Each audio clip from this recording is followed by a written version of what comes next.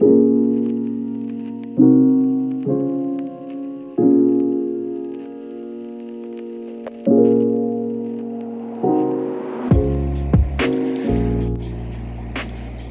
was supposed to film a completely different video today, which actually I was supposed to film yesterday, and it was supposed to be like a vlog style, and I'm still gonna film that video. I think it's just gonna come out like a month after this one, but it's like if you're starting from zero in your fitness journey, and it was gonna be like vloggy, but like a little more produced, and I literally just forgot yesterday, and then I was like, I'll just do it today.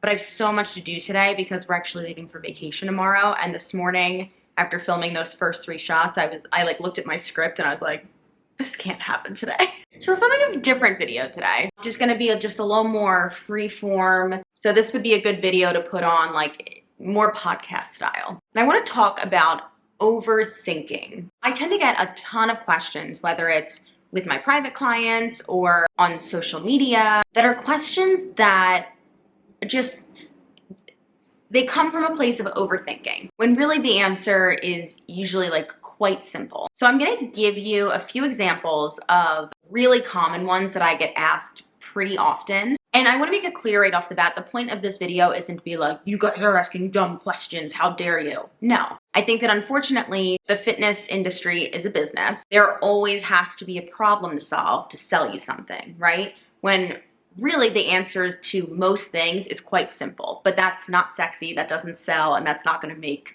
businesses money. So I think the biggest one that I personally get is this exercise functional, or is this workout functional, or is this program functional?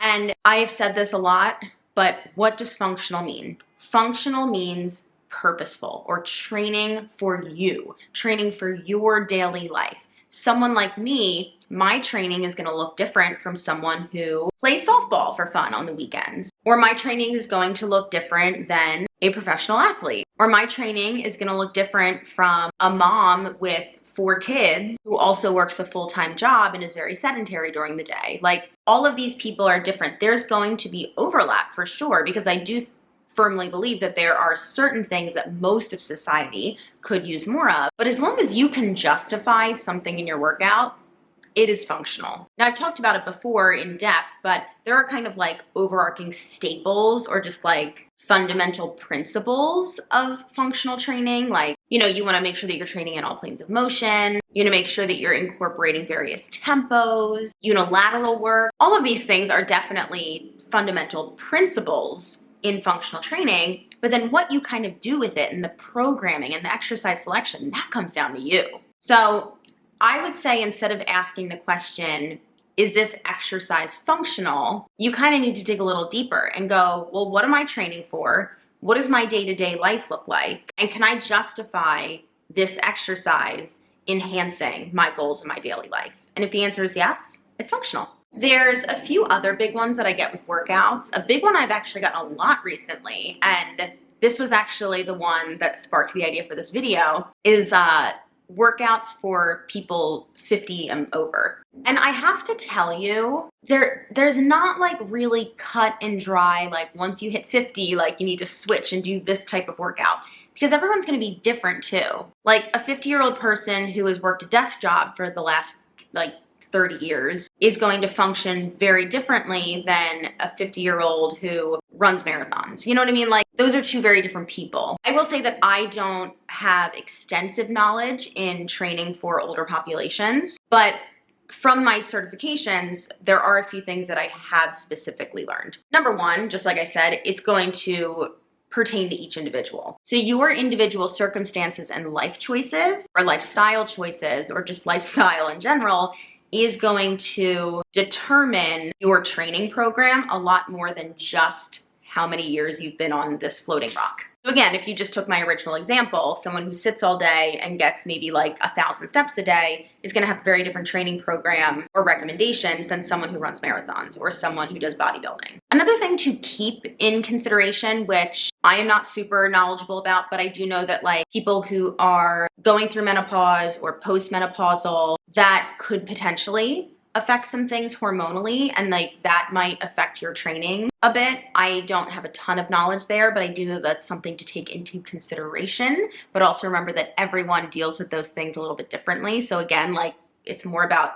being specific to you and how you feel and what your body is doing rather than like a set training for people over 50 program. But the biggest thing that I want to touch on, so remember that as you age, your bone density is going to get worse. So your bones are going to get less and less dense, which can lead to things like osteoporosis. And that's actually especially common with women. So one of the benefits of strength training long-term is that it can increase your bone density, which as you age will help decrease how much bone density you are losing, which will decrease the risk of breaking bones. So again, when I say talking about like long-term health, like that's one of the things that I'm thinking about. So if you are 50 plus and you've been like consistently strength training for a long time, I don't think you need to change that much in your programming. But if you are somebody who really has never strength trained and you are 50 plus, you will want to switch your training to a lot of balance and stability training. And here's why. Once you hit I'm not gonna give you a number, but once you hit like the upper age ranges, it is difficult to impossible to improve or increase your bone density at that point. It's honestly just like, it's too late. The damage is done. You have to work with what you've got now. So instead of focusing on strength training to build your bone density, you can still do it for all of the other benefits, but you 100% want to focus on balance and stability training, because if you do not have balance and stability and you fall, you are breaking a bone. You're breaking your hip, you're breaking your arm, you're breaking whatever, and think about your quality of life now. Think about how quickly your quality of life is going to go down. That is what we're trying to avoid. So when someone asks me, what's a good workout for people over 50? Number one, it depends. It 100% depends on your situation. So I think that we need to look less at our age and more on the lifestyle choices that we have made to get us to whatever state we're in at 50 plus. I hope that makes sense. I feel like another big one with workouts is like fat loss workouts, which insert the biggest oh brother eye roll a la Liz Lemon. I don't like branding anything as a fat loss workout, because if we look at what or how we achieve fat loss, it is just being in a caloric deficit, which I know people don't like to hear, which I don't really understand why, but it's true. And it can be harder to get into a caloric deficit for some people rather than others, but like you can't change the first law of thermodynamics. Like you're not escaping that. Anyway, I talk a lot about calorie deficits in I think like these two videos here if you want to learn more about it, but that's not the point of this video. Fat loss just comes to being in a negative energy intake, right? By branding something a fat loss workout, I mean, that could then be anything, because like it's burning calories. I don't know how many it's burning, but it's burning something. But is it the thing that's going to get you into a deficit? I don't know. Like it just implies that like if you do this workout, you will 100% lose weight. And I just think that's stupid. And you see it a lot on more cardiovascular driven workouts, because those are going to have a higher caloric expenditure for sure. But I just think that it's like, I don't like the marketing around it. I think it's one of three things. It is misinformed and or predatory and or I forgot the third thing. But anyway, regardless, it's stupid. I would literally never label anything a fat loss workout, ever, because it doesn't make sense. I had my notes on my computer and the screen went dark. Ugh. Over the past month, I've just been writing down situations that people have overthought. Oh yeah, so I guess like the question with the fat loss workouts is like, is this a fat loss workout? Like, will this help me lose fat? Oh, you know what? Someone emailed me or something and they were like, are your Fit Club workouts fat loss workouts? And that's what sparked this one. They could be. Literally the answer to all of these is like, it depends. Maybe. Personally, I think that's a sign of someone who is very well informed. If I do say so myself. Okay, anyway. Oh, yeah. Okay, I kind of want to make a longer video about this, but I also don't think anyone would click on it, so we're just going to talk about it now. This is one I get all the time. Eat versus neat. If we look at this like TDEE chart of basically just how we expend energy throughout the day, you can see two things, eat and neat. Eat is your exercise activity thermogenesis, so that is any type of formal exercise, and then your neat or your non-exercise activity thermogenesis, that is any other movement that you do during the day that is not formal exercise. So me sitting here and waving my hands around, doing the dishes, packing later for my trip to Colorado that I leave for tomorrow morning. All of that is your neat. And you can see on this chart, we actually do expend more energy during our day through our non-exercise activity than our exercise activity. And that's for the most part. I always get someone commenting on here like, well, I run ultra marathons, so my exercise activity is far more than my NEAT. I'm like, cool, I'm not talking to you. Do you think everyone's an ultra marathon runner watching my channel? No. And someone actually got mad at me once. I've said this before. I said that once in another video, and someone in the comments was like, I actually am an ultra marathon runner, and I'm upset that your content is not directed toward me. I'm like, I'm sorry. I don't know why you thought that I was talking to you. Anyway. What was I talking about? If we think about the average person, your NEAT is going to expend more energy than your EAT, especially if you are really focused on trying to get your steps in. I think that I've talked about steps more than anyone has ever asked me to, so I have lots of videos if you want to hear more about that. But the question that I get all the time is like, okay, well, I went for a walk today, but I didn't work out, so should that count as my exercise or as my NEAT? Or I went for a run, but it tracked my steps. Should I not have let it do that? Because then it's going to count toward my NEAT. And then when I'm wearing my Fitbit during my strength training, it counted my steps and what?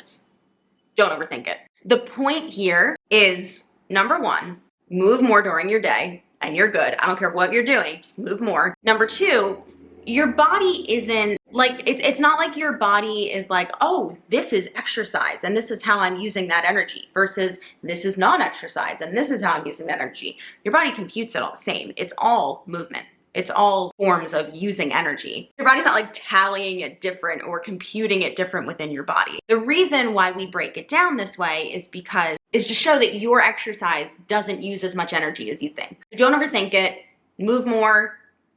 That's it. Okay, we have one more. So this is one that I typically get with my nutrition clients because one of the things that we'll focus on for a lot of people is water intake. As I have this giant cup of coffee. I can't remember when, but I've talked about water intake before. I'm gonna give you some numbers that are like the recommended daily water intake or whatever from, I guess, the government. I don't know. But always keep in mind that like water intake is going to be individualized to you. And the most important thing is that like you're listening to your body's natural cues. Anyway, I actually can only remember the number for women at the moment because I mostly work with women, but I think for men it's 14 cups a day and for women it's 12 cups a day. We're just gonna stick with the women one. I feel like most of my viewers are women anyway. But men, I'm not ignoring you. I'll put it up on the screen. So for women, the recommended total cups of water a day is 12, but most people do actually get 4 cups of that, like from other liquids and from their food and everything like that. So for most people, you wanna aim for like drinking 8 cups of water a day. But again, that's like a number that is not specific to you and it's best to listen to your body.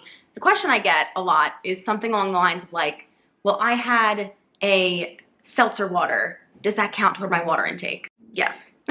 I would even go so far as to say like, if you have a kombucha, like you can count that toward your water intake. Because if we just think about the why, like why are we thinking about our water intake? It's about your hydration. So if you're drinking something that is going to hydrate you, like this, dehydrating. This is regular full calf coffee. Seltzer water or a kombucha does have like a little bit of alcohol in it. I don't think it has any caffeine though. But anyway, for the most part, those things are hydrating you. So again, don't overthink it, period.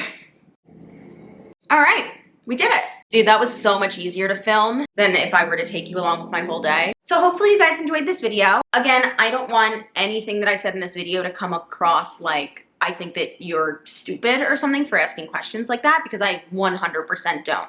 But I really hope that I can help you guys answer or ask better questions so that you get better answers, because that's what I want for you. So if you do have more questions, feel free, drop them down below, get specific. I love specifics, but even if it's a broad question, let's figure out how to make it a little more specific to you so you get the best answers possible. And make sure you hit subscribe so you don't miss out on future videos, and I'll see you in the next one.